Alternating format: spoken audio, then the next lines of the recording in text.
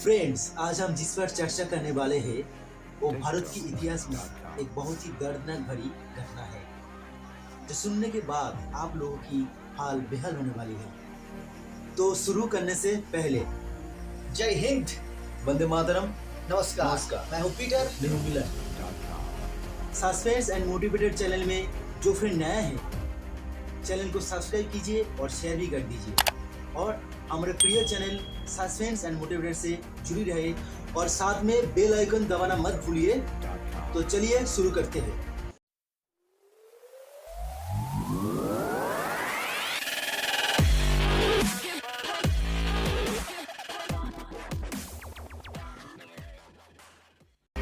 विश्व में कई सारे जेल हैं जो अपराध करने वाले मनुष्य के लिए तैयार की गई है।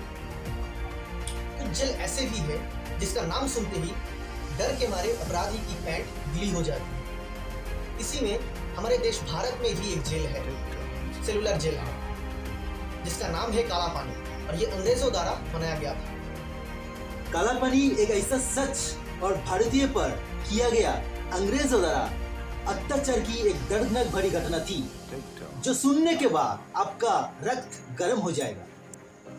इस जेल में क्या अत्याचार की गई है, कब, क्यों और किसने इस जेल को निर्माण की है, वो सब कुछ जानेंगे, तो अंत तक बने रहिए। देखिए दोस्तों, ये जेल अंडमान निकोबार द्वीप के कैपिटल सिटी पोर्ट ब्लेयर में स्थित है। इस जेल को काला पानी नाम क्यों दिया गया है? क्योंकि इस जेल की चारों दिशा में केवल समुद्र की पानी गिरा हुआ है, दूर दूर तक कोई मनुष्य की अस्तित्व नहीं है। इसीलिए इस जेल की नाम काला पानी दिया गया है। अंग्रेजों ने भारतीय स्वतंत्रता पर लड़ाई करने वाले लोगों को यहाँ पे बंदी बनाने और सजा देने के कारण ये जेल की निर्माण करी थी। वैसे तो ये जेल निर्माण करने की भावनाएं अंग्रेज़ों के दिमाग में सन 1857 में आया था, जबकि सिपाही विद्रोह हुई थी। सन 1896 में इस जेल का निर्माण शुरू हुई थी। अंडमान निकोबार द्वीप के घने जंगल काटकर इसकी प्रस्तुति शुरू हुआ था। वहाँ काम करने वाले लोगों को वहाँ की जलवायु के कारण और जंगल में रहने वाले कीड़े मकड़ों के कारण से बहुत ही दिक्कत आने लगी। बहुत सी लोगों को मच्छर कटने के कारण मलेरिया भी हुई थी, लेकिन अंत में इसका काम अंत हुआ। पहले अंग्रेजों के लिए घर, conference hall, community hall and church भी बनाया गया। फिर जेल के बीचों बीच एक वॉच टावर भी लगाया गया ताकि पूरी जेल पर नजरबंदी किया जाए और इस पर एक घंटा भी लगाया गया था। इमरजेंसी के कारण सबको सतर्क किया जाए, इसीलिए।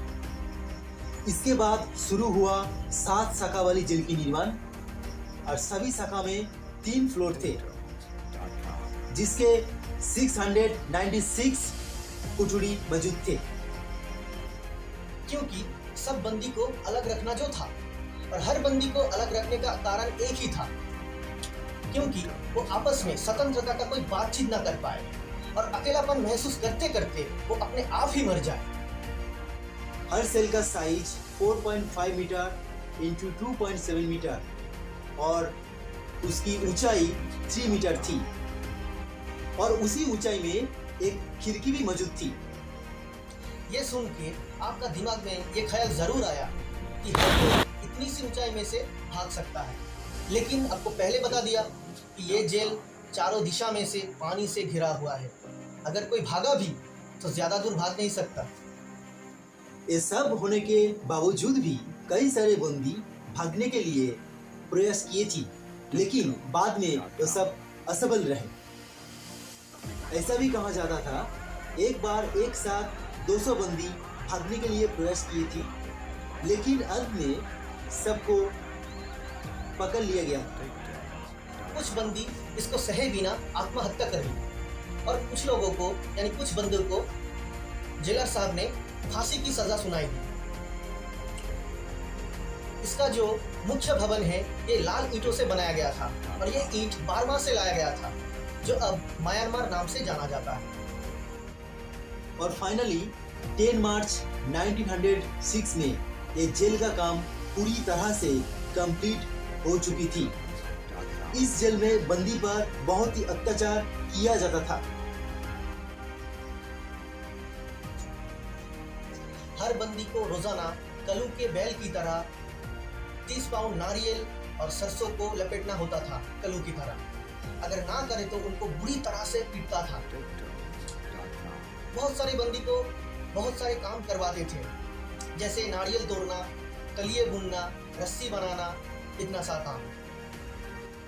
ये दर्द इतना भयानक थी कि बंदी को अपने आप मानसिक और शारीरिक अपाहिज बना देती थी। ये तो बहुत ही कम था। आप जो बताने जा रहा हूँ वो सुनने के बाद आप बेहोश ना हो जाए। खाने के समय घास से भरा खाना, कीड़ों से भरा पानी, ये सब खाने के लिए देता था। और ये खाने के बाद कई सारे बंदी अपने आप मर भी गया। कालापानी की जेल में कई शौचालय नहीं था, तो अगर किसी बंदी को शौच का काम करना था तो उनको अपना सेल व्यवहार करना पड़ता था। इसलिए बंदियों को 2 बर्तन दिया जाता था, एक खाने के लिए, दूसरा अलग काम करने के लिए। जब भी सेल से बाहर आते थे वो अपना बर्तन खुद साफ कर लेते थे। यहाँ पर सोने के लिए कुछ भी नहीं दिया जाता था, ना कंबल ना कुछ। हर मौसम में उनको जमीन पर ही सोना पड़ता था। अगर कोई किसी बंदी किसी चीज की मांग की तो उनको इतना भयानक अत्याचार किया जाता था, आप और हम कल्पना भी न कर सकते। लेकिन अंग्रेजों को उसका कोई फर्क नहीं पड़ता था। एक जानकारी के अनुसार यहाँ पे केवल भारतीयों को नहीं, बाहर की बंदियों को यहाँ पे लेकर जाता था और उन पर भयानक जुल्म भी किया जाता था। ये जगह अंग्रेजों को बहुत ही पसंदीदा जगह था, क्योंकि आसानी से कोई यहाँ ना आ सकता है ना जा भी सकता है। सेकेंड वर्ल्ड वॉर में जापान इस जगह पर कब्जा कर लिया और अंग्रेजों को यहाँ का बंदी बना दिया, और साथ में जेल के 2 शाखा को जापानों ने डिस्ट्रॉय कर दिया। और सेकेंड वर्ल्ड वॉर खत्म होने पर 1945 में फिर से अंग्रेजों ने इस पर कब्जा हासिल कर लिया। इस पर सजा कटने वाले स्वतंत्रता सेनानियों में से बटुकेश्वर दत्त, बिनाक दामोदर सावरकर, बाबूराव सावरकर, सोम सिंह, मौलाना अहमदुल्ला, जगेंद्र शुक्ला, वामन गोपाल जोशी प्रमुख थे। इस जेल के दीवार में अभी भी वीर शहीद के नाम लिखा है, और यहाँ पे एक संग्रहशाला भी है जहाँ पर स्वतंत्रता सेनानियों पर अत्याचार करने वाला अस्त्र अभी भी मौजूद है। भारत स्वाधीन होने के बाद इसका 2 शाखा नष्ट कर दिया गया और बाकी 3 शाखा और मुख्य टावर को राष्ट्रीय स्मारक घोषित कर दिया गया। बाद में यहाँ पे एक हॉस्पिटल खुला गया जिसका नाम है गोविंद बल्लभ पंत हॉस्पिटल। यहाँ पे 500 बेड्स मौजूद हैं और 40 डॉक्टर्स यहाँ पर लोगों को सेवा करते हैं। अगर आपको कभी भी मौका मिले एक बार श्रीनगर जेल में जरूर घूम के आना। यहाँ पे अपने वीर क्रांतिकारियों की हिम्मत और जज्बे को देखकर अपना गर्व महसूस होगा। भारत सरकार आज भी ये सब कुछ संभाल के रखा है। जब भी आपको घूमने की मौका मिले तब एक बार कालापानी जेल में अवश्य जाना। तो दोस्तों, कैसा लगा आज का टॉपिक? कमेंट में जरूर बताना। मिलते हैं नेक्स्ट वीडियो में। तब तक के लिए जय हिंद, वंदे मातरम, नमस्कार। नमस्कार।